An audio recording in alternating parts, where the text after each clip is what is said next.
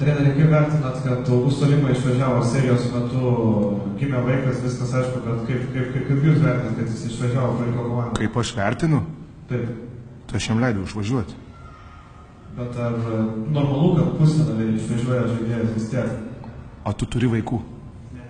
Tai kaip turėsi vaikų, jaunuolį suprasi. Nes čia yra maksimumas, ką žmogus gali patirti. Vau, geras klausimas tikrai. Tu galvoji, krepšinis yra svarbiausia gyvenime?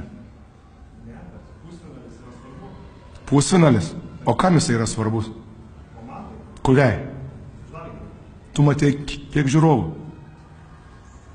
Svarbu? Ar žmogui? Tai tu kaip vaiką pirmą savo pamatysi, tai tu suprasi, kas yra gyvenime svarbiausia. Ateik su manim pašnekėti tada.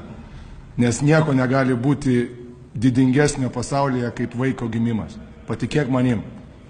Nei titulai, nei niekas.